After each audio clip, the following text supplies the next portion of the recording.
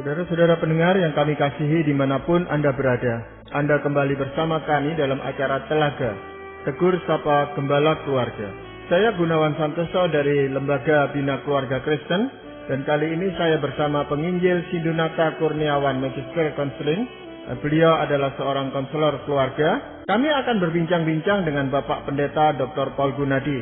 Beliau adalah seorang pakar dalam bidang konseling. Perbincangan kami kali ini tentang kepemimpinan dalam keluarga. Kami percaya acara ini pasti bermanfaat bagi kita sekalian, dan dari studio kami mengucapkan selamat mengikuti. Pak Paul, kalau kita mengumpamakan atau melihat suatu keluarga itu sebagai suatu organisasi, tentu membutuhkan pemimpin. Harus ada orang yang memimpin keluarga itu. Dan Alkitab dengan jelas menyatakan bahwa suami atau ayah itu adalah kepala keluarga, Bapak. Namun dalam kenyataannya sekarang bisa terbalik-balik itu. Ada anak yang begitu dominan sehingga bisa menjadi pemimpin di dalam keluarga itu, atau istri. Dan ada banyak variasi yang lain, Pak Paul ya. Nah, sebenarnya apa panggilan Tuhan terhadap kita kaum pria itu, Bapak? Tadi Pak Gunawan sudah memang mengungkapkannya dengan tepat, bahwa Tuhan memang memanggil kita pria dan menugaskan kita untuk mengepalai keluarga kita. Dengan kata lain, memang Tuhan mengharapkan kita menjadi pemimpin. Sehingga nanti anak istri kita juga bisa memang akhirnya mengikut kita ya. Sebab ya untuk sebuah keluarga itu bisa berfungsi ya dengan tertib, memang mesti ada yang memimpinnya. Kalau nggak ada sama sekali kepemimpinan, saya kira yang kita akan lihat dalam keluarga itu adalah sebuah kekacauan ya. Nah, cuman memang masalahnya adalah untuk menjadi pimpinan dalam organisasi atau perusahaan, ya kita dapat belajar atau bersekolah ya. Namun khusus untuk menjadi pimpinan dalam keluarga, ya tidak ada sekolah untuk itu ya. Nah jadi ya memang penting ya kita ini belajar, mempersiapkan diri menjadi pimpinan, begitu. Bagaimana Pak Paul untuk supaya bisa menjadi pemimpin yang baik itu? Supaya bagaimana seorang pria bisa, seorang laki-laki itu menjadi kepala keluarga yang baik? Apa yang perlu dia lakukan? Ada beberapa Pak Sindu ya yang penting, tapi saya kira adalah kita harus memulai dengan menyadari kelemahan kita. Sebab pemimpin yang buta akan kelemahannya pastilah menjerumuskan orang atau organisasi yang dipimpinnya. Maka ya saya kok lihat kita ini sebagai laki-laki ya, kalau mau memimpin keluarga kita dengan baik, langkah pertama ya bukan memikirkan tentang kuasa, hak kita lah apa, enggak. Melihat diri sendiri dulu ya, dan menyadari kelemahan-kelemahan yang memang ada di dalam diri kita. Ya itu yang sulit Pak Paul ya. Seringkali kita justru sebagai kaum pria ini agak superior gitu Pak. Melihat bahwa kita ini hampir-hampir tidak punya kelemahan. Malah kita berpikir kalau saya penuh dengan kelemahan, nah bagaimana bisa saya memimpin orang lain gitu Pak Paul. Namun kalau Pak Paul mengatakan kita harus melihat kelemahan-kelemahan ini, apa sebenarnya kelemahan yang sering kali terjadi atau yang sering kita alami sebagai kaum pria ini Pak Paul? Yang pertama adalah keangkuhan Pak Gunawan. Saya kira pada umumnya laki-laki mendasarkan harga dirinya atas keberhasilannya. Itu sebab perkataan saya bisa ya begitu lekat pada laki-laki, sedangkan pengakuan saya tidak bisa begitu sulit keluar dari mulut kita ya. Jadi ini saya kira ya menjelaskan ya kenapa kok banyak laki-laki tidak suka ya diberitahukan oleh istrinya. Sebab bagi laki-laki pemberitahuan itu identik dengan perkataan engkau tidak bisa. Jadi ya ini saya kira memang salah satu kelemahan pria Pak Gunawan, keangkuhan atau ya dalam istilah umumnya kita berkata egonya lah gitu. Padahal itu yang selalu didengung-dengungkan sekarang ini. Kita harus berkata saya harus bisa nih, saya harus mampu melakukan ini. Nah ini bagaimana Pak Bos? Sudah tentu ya kita nggak apa-apa ya mempunyai kepercayaan diri, kita berani melakukan sesuatu. Tapi dalam berumah tangga ya, kita ini mesti juga menundukkan ego kita ya, atau kita mesti bisa mengendalikannya. Sebab seringkali dalam hubungan suami istri, ego lah yang akhirnya menjadi kendala yang besar ya. Satu sisi kan begini Pak Paul, ketika bicara laki-laki itu bahwa terlatih untuk mengatakan saya bisa, itu juga kan bukankah karena dia mengakui dirinya bisa itulah maka kan wanita tertarik. Justru kalau dia mengaku saya tidak bisa, mana wanita yang mau tertarik untuk menikah dengan laki-laki ini? Nah ini bagaimana Pak Paul tentang ini? Saya kira itu betul Pak Sindu. Jadi memang perempuan itu pada umumnya akan mencari kualitas kepemimpinan pada pria. Sebab memang itulah yang dibutuhkan oleh seorang wanita. Melihat bahwa calon suaminya itu orang yang bisa memimpinnya. Jadi memang ya kalau belum apa-apa si pria itu sudah menunjukkan kelemahannya, nggak bisa ini, nggak bisa itu, ragu-ragu ini, ragu-ragu itu.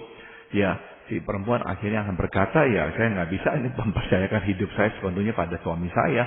Habis dia nggak punya arah yang jelas, dia nggak tahu apa yang dia mau.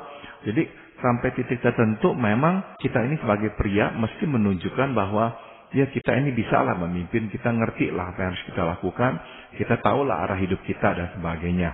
Namun di pihak lain kita juga mesti berhati-hati jangan sampai ego ini atau kepercayaan diri ini justru menjadi bumerang yang akhirnya menghalangi hubungan kita dengan istri kita untuk bertumbuh. Atau mungkin yang memang kita butuhkan itu adalah sikap rendah hati di sana, Pak Pol. Ya, karena keangkuhan bukan hanya nyata di dalam perkataan bahwa saya tidak bisa atau bisa, tetapi wujudnya sehari-hari itu, kerendahan hati itu yang dibutuhkan oleh keluarga mungkin, Pak Pol. Bagus sekali Pak Gunawan. Jadi memang bukan saja ya kita ini tahu apa yang kita bisa lakukan dan sebagainya, tapi juga mesti rendah hati sehingga sebagai pria kita bersedia misalnya ya mendengarkan perkataan istri kita, pendapat istri kita. Jadi kita juga lega ya, berbesar hati lah untuk mau menampung apa yang diinginkan oleh istri kita begitu. Ya, dalam hal keangkuhan ini sebenarnya kaum pria ini lebih banyak menjadi angkuh itu dalam bidang apa, Pak? Ada dua area Pak Gunawan yang memang menjadi area yang sensitif bagi pria ya. Yang pertama adalah hal seksual dan yang kedua adalah hal finansial ya atau keuangan. Jadi istri itu mesti mengerti bahwa kegagalan laki-laki untuk berhasil dalam segi finansial dan seksual berpotensi menghancurkan penghargaan dirinya. Ya, jadi khusus ya untuk dua hal ini saya kira istri mesti bersifat hati-hati. Jadi benar-benar laki-laki itu tuh perlu ya bisa melihat bahwa dirinya itu mampu ya dalam bidang seksual dan juga dalam bidang finansial. Jangan sampai akhirnya ya istri itu terlalu cepat memberikan komentar atau evaluasi yang akhirnya membuat si suami itu merasa kok istri saya nggak menghargai saya dalam dua hal ini. Pak Paul melihat bahwa bidang seksual dan bidang finansial ini menjadi bagian yang peka ya bagi laki-laki. Kalau boleh tahu apa yang membuat Pak Paul menyimpulkan dua hal ini, kenapa bukan bidang-bidang yang lain? Sebab memang ya dalam pengalaman ya saya melayani keluarga, hubungan suami istri yang bermasalah dan sebagainya. Saya kira saya melihat berkali-kali kalau satu dari dua hal ini yang tersentuh ya, waduh itu reaksinya memang sangat dalam, Pak Sindu. Jadi misalnya nih ya, kalau misalnya istri berkata kepada suaminya, kamu itu tuh ya nggak ada kebiasaan apa-apa tuh secara keuangan gitu ya. Kamu dari dulu tuh kerja nggak bawa uang, nggak menghasilkan apa-apa. Itu bisa menimbulkan tuh luka di hati yang sangat dalam pada pria gitu. Dan secara seksual juga, ternyata kalau misalnya ya, dia mendapatkan komentar dari istrinya bahwa dia itu nggak puas ya dilayani oleh suaminya atau apa, itu benar-benar bisa sangat menggentarkan hati si suami itu. Sehingga membuat dia akhirnya kali itu takut untuk berhubungan dengan istrinya. Karena takut nanti dia gagal, dia nggak bisa melanjutkan tugasnya. Jadi saya lihat memang dalam dua hal ini, dibandingkan dengan area-area lain dalam hidup, laki-laki itu memang sangat-sangatlah sensitif. Apakah hanya ketakutan yang muncul di dalam diri seorang pria, bukan kekecewaan atau kemarahan malah, Pak Paul? Saya kira udah tentu ada ya Pak Gunawan ya. Jadinya kalau dia merasa kok terhina ya oleh komentar istrinya, reaksinya bisa marah sekali atau juga bisa kecewa ya karena kok istri saya tuh nggak menghargai saya, malah kok merendahkan saya, itu juga bisa. Namun ya intinya dua hal ini dua hal yang nggak boleh disentuh oleh seorang istri. Jadi kalau sampai ada masalah dalam hal ini, saya hanya meminta kepada para istri untuk mengungkapkannya dengan bijaksana ya, sehingga nggak terkesan sepertinya sengaja merendahkan si suami. Dan sebaliknya bagi suami, apa yang harus dilakukan, Pak? Saya kira nomor satu ya, laki-laki mesti berusaha keras ya untuk tidak mendasarkan siapakah dirinya sepenuhnya pada kesanggupannya. Karena ini memang ya yang kita lakukan ya. Jadi siapa diri kita dasarkan pada kebisaan kita, untuk kesanggupan kita. Jadi saya kira ya jangan sampai seperti itu. Kita laki-laki mesti membiasakan diri mengakui keterbatasan kita dan belajar menghargai kelebihan istri. Ya, jadi kegagalan laki-laki mengakui keterbatasannya dan penolakannya terhadap sumbangsi istri, saya kira malah akan makin menghancurkan bukan saja usahanya tapi juga pernikahannya. Jadi ya singkat kata, laki-laki mesti berani berkata, saya tidak bisa dan saya membutuhkan pertolonganmu. Nah, kedua pernyataan ini nih buat saya bukanlah pernyataan akan kegagalan ya waktu berkata saya tidak bisa atau saya membutuhkan pertolonganmu. Sebaliknya, kedua pernyataan ini memperlihatkan bahwa kita laki-laki ya dapat melihat dan menerima diri kita apa adanya. Kalau tadi Pak Paul menyebutkan agar laki-laki tidak mendasarkan siapa dirinya sepenuhnya pada kebisaannya, kesanggupannya. Kalau demikian, sebaiknya seperti apa suami mendasarkan siapa dirinya ini? Yang pertama saya kira memang dia mesti ya tahu bahwa kebisaannya itu tuh ada batasnya. Jadi kalau dia itu mau membicarakan tentang kebisaannya, janganlah seolah-olah membicarakan kebisaannya sebagai sesuatu yang tak pernah tertandingi atau tergugat gitu. Seolah-olah dia selalu harus benar. Jadi yang saya maksud dengan jangan sampai ya sepenuhnya bercokol pada hal ini, maksud saya jangan sampai kaku ya. Sudah tentu kita mesti ada keyakinan diri bahwa kita bisa ini dan bisa itu. Namun bukannya kebisaan tanpa batas. Kita juga punya batas. Ada hal-hal yang kita nggak bisa dan kita akui hal itu. Yang berikut adalah kita memang harus mendasarkannya pada pengetahuan bahwa kita ini lebih dari kebisaan. Bahwa kita ini adalah sebuah diri ya. Sebuah diri yang mempunyai karakter-karakter. Dan bahwa kita juga adalah anak Tuhan ya. Bahwa kita adalah orang yang mempunyai Tuhan dalam hidup kita. Dan semua hal itu adalah yang menjadikan siapakah kita ini nih. Dan saya kira penerimaan yang lebih komprehensif atau menyeluruh seperti ini akan membuat diri kita itu menjadi diri yang lebih berimbang. Enggak hanya pokoknya mendasarinya atas kebisaan kita. Saya kadang-kadang memang yang mendengar keluhan istri ya kepada saya tentang suaminya. Sebab ada kalanya ya atau cukup sering lah suami-suami yang makin jaya secara ekonomi itu hilang. Nggak bisa diberitahukan apapun oleh istrinya. Nggak bisa. Benar-benar memberikan sikap seperti bos besar ya. Dan istri itu harus selalu melakukan yang dimintanya. Ya, selain keangkuhan Pak Paul ya, yang menjadi kelemahan laki-laki apalagi Pak Paul? Berkaitan dengan kebutuhan laki-laki untuk menerima pengakuan akan kesanggupannya, biasanya laki-laki sulit mengutarakan pikiran dan perasaannya dalam hal-hal yang merupakan titik kelemahannya.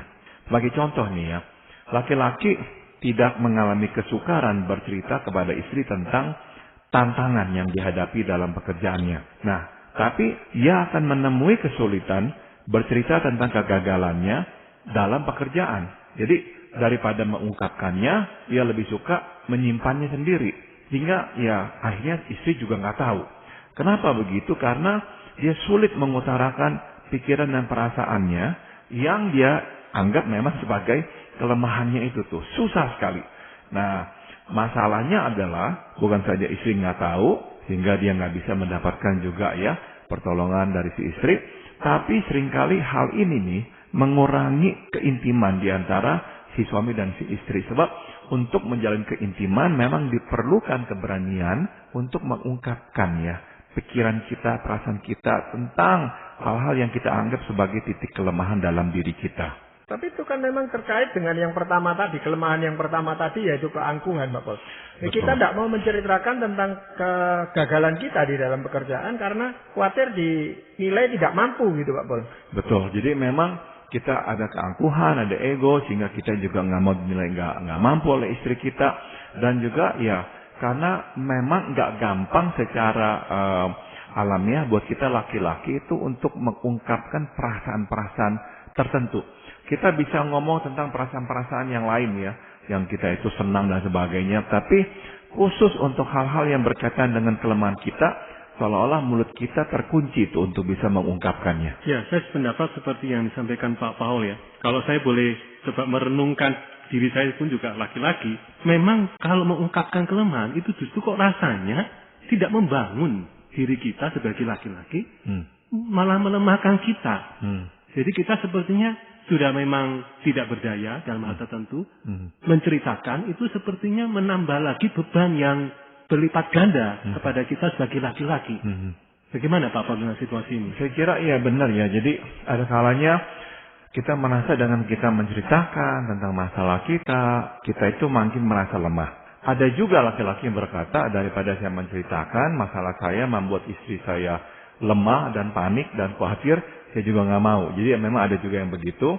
Tapi ya kita juga mesti akui memang pada dasarnya tidak mudah buat kita mengutarakan perasaan-perasaan kita atau pikiran-pikiran kita dalam hal yang menyangkut kelemahan kita. Memang susah itu mengeluarkannya. Jadi bukan saja karena kita punya kesombongan atau ego, tapi memang enggak gampang. Ini yang perlu dimengerti oleh si istri.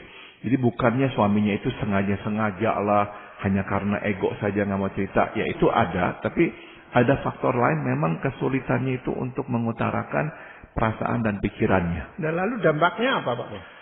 Biasanya tidak-tidaknya dalam dua hal nih Pak Gunawan, saya kira ini berdampak besar, yaitu dalam hal seks dan dalam hal kemarahannya. Karena kesukarannya menyatakan keintiman lewat ucapan, akhirnya tuh ya laki-laki cenderung mengekspresikannya melalui relasi seksual ya. Jadi hal-hal yang perlu diungkapkan ya untuk menyatakan keintiman nggak gampang diungkapkan, akhirnya larinya ya ke seks.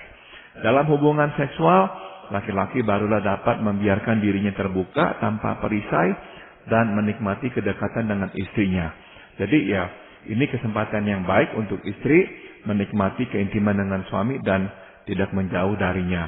Selain dari itu ya saya kira kita juga mesti menyadari bahwa memang kalau laki-laki itu pas lagi marah, kecenderungannya adalah mengungkapkan pikiran dan perasaannya lewat kekerasan fisik ya. Apa yang nggak diungkapkan secara verbal, akhirnya terlontar secara fisik. Nah itu sebab dalam berrelasi dengan suami, pentingnya bagi istri untuk menjaga agar konflik tidak berkembang ke arah fisik ya. Jadi ya berilah waktu kepada suami untuk berpikir dan menjawab, sebab memang laki-laki memerlukan waktu dan kesiapan untuk mengungkapkan pikiran dan perasaannya, begitu. Pak Paul, tentang hal seksualitas ini ya, itu kan memang bagi laki-laki itu menjadi cara dia mengekspresikan keterbukaannya. Sementara bagi wanita tadi kan menghendaki keterbukaan secara cerita, kata-kata, verbal. Nah, bagaimana istri bisa menikmati keintiman dengan suami kalau hanya di bidang seksual saja, padahal dia merindukan keterbukaan juga secara cerita, kata-kata. Ini seringkali memang menjadi isu ya di dalam pernikahan Pak Gunawan dan Pak Sindu. Jadi seringkali tuh istri mengeluhkan, kenapa kok kamu tuh nggak bisa yang ngomong dulu, terbuka dulu.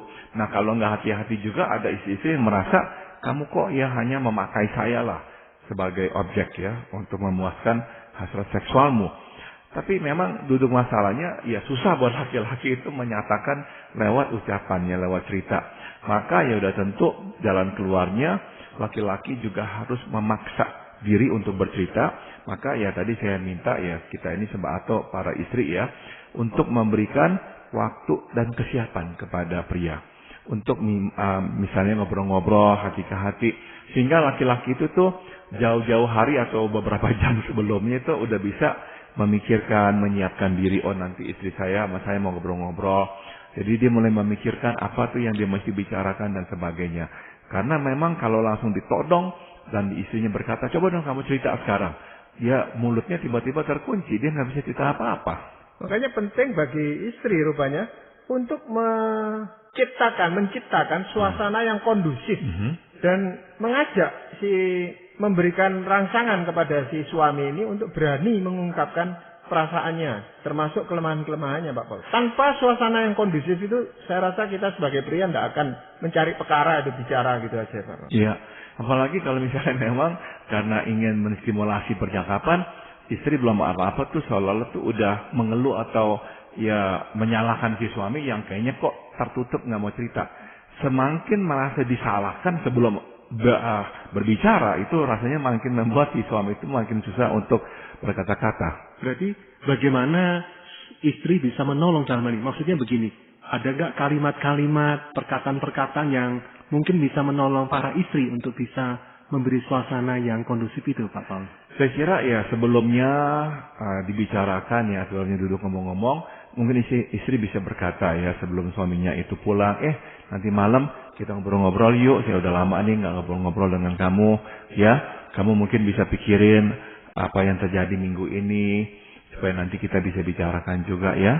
Jadi beritahukan si suami, misalnya sebelum pulang kerja bahwa malam nanti dia mau ngobrol-ngobrol dengan si suami ya, tentang hal-hal ini. Jadi si suami itu beberapa jam sebelumnya benar-benar duduk ngobrol dengan si istri, dia udah mulai memikirkan lah gitu, apa yang terjadi minggu ini ya, begitu. Apakah tepat kalau istri mengatakan secara terbuka, misalnya seperti ceritalah apa adanya, kalaupun engkau punya kegagalan, kelemahan, saya tetap menerima, justru saya menghargai dirimu. Adakah kata-kata seperti itu bisa menolong? Saya kira menolong sekali Pak Sindu ya, jadi benar-benar ya istri itu memberikan jaminan lah bahwa ini nggak akan mempengaruhi apapun ya. Kita ini tetap adalah suami istri. Saya sudah menerima kamu apa adanya. Jadi ya silahkan mau cerita apa aja juga boleh dan saya akan dengarkan. Tapi kadang-kadang juga itu menjadi seolah-olah memojokkan si suami, Pak Bos. Loh, ternyata kamu itu tahu sudah kelemahan-kelemahan saya selama ini. Dan kamu tidak pernah memberitahukan saya hal itu. Padahal saya ini butuh diberitahukan gitu, Pak Bos. Jadi memang serba sulit dalam kondisi seperti ini. Karena keangkuhan itu tadi, Pak Bos. Ada memang, betul ya. Iya, jadi bisa aja suami yang akhirnya tuh ya berprasangka buruk ya. Walaupun niat baiknya ya istri-istri itu mau menolong si suaminya. Tapi jadi suami merasa, kok kamu udah tahu tentang kelemahan-kelemahan saya, tapi kok kamu diam-diam aja. Gitu, betul sekali. Pak Paul, kalau hubungan seksual itu bisa menjadi suatu cara bagi laki-laki untuk membiarkan dirinya terbuka. Kan itu ada kemungkinan besar dia juga berhubungan seksual dengan orang yang bukan istrinya gitu. Ini betul sekali Pak Gunawan. Jadi ada kalanya karena memang dia itu tetap sebetulnya membutuhkan keintiman, tapi nggak bisa secara ucapan, namun lewat relasi seksual. Kalau dia nggak mendapatkannya dari si istri, godaannya adalah memang dia melakukannya dengan orang lain. Maka kita tahu dalam hal inilah ya laki-laki akhirnya ya sering jatuh ya. Jadi karena tidak mengalami kedekatan dengan istri, akhirnya suami jatuh ke dalam hubungan intim dengan wanita yang lain. Atau dalam hal kemarahan misalnya, oleh karena tersinggung atau merasa terhina, nah dalam kemarahan laki-laki bertindak gegabah dan merugikan banyak orang. Jadi tolong kita ini laki-laki menyadarilah dua titik kelemahan kita ini. Apalagi kalau pria ini dihina secara dalam bidang seksual oleh istrinya, Pak Paul. Dia tidak akan segan-segan untuk melakukan penyelewengan dalam hal ini. Ya, dia akan berkata bahwa saya akan buktikan saya bisa dan dia akan balas dendam. Ya, seperti itulah betul Pak Gunawan. Iya. Pak Paul, apakah masih ada hal yang lain yang menjadi titik lemah dari kaum pria ini, Pak? Yang ketiga adalah oleh karena laki-laki ya cenderung menggunakan rasio ketimbang emosi, laki-laki akhirnya menjadi sangat pragmatis ya dalam bertindak. Masalahnya adalah tindakan yang mengedepankan hasil dan efisiensi, yang saya maksud dengan kata pragmatis itu ya. Akhirnya bukan saja mengorbankan perasaan orang, tapi juga kepentingan orang ya. Jadi saya harus akui kadang-kadang kita ini laki-laki bertindak egois. Oleh karena kita terlalu berkiblat pada apa yang kita anggap terbaik. Sehingga kita lalai melakukan kebaikan kepada istri dan anak-anak ya. Nah di sini nih kerap timbul konflik deh ya antara suami dan istri, dan akhirnya banyak istri merasa frustrasi karena kok suami sukar memahami perasaannya, dan akhirnya kegagalan memahami emosi berakibat buruk ya. Pertengkaran malah makin menjalar kemana-mana, padahal masalahnya relatif simpel. Nah jadi saya kira ya sekali lagi ya laki-laki perlu duduk diam, berupaya keras, merasakan perasaan istri, sebab ya hanya dalam bingkai inilah dia baru akan dapat mengerti mengapa istri misalnya melakukan hal itu atau mengatakan hal itu. Tantangannya kan memang gini Pak Paul, seperti Pak Paul sampaikan di awal bahwa laki-laki sendiri kan tidak mudah untuk mengutarakan perasaannya. Kemudian satu sisi di sini ada mendapatkan tugas dia untuk bisa ikut merasakan yang dirasakan istri. Nah, ada nggak hal-hal tertentu yang bisa menolong suami untuk lebih mudah bisa memahami perasaan istri itu? Saya kira ya istri harus berperan aktif di sini Pak Sindu. Jadi istri memang harus berkata, yang saya tadi rasakan adalah ini. Waktu kamu berkata begini, yang dalam hati saya rasakan adalah ini. Nah, suami jadi mengerti, oh, waktu saya berkata begini, ini membuat istri saya merasa begini. Jadi benar-benar mesti ada proses belajar mengajar di sini. Laki-laki memang perlu belajar ya untuk mengerti perasaan istrinya. Ya.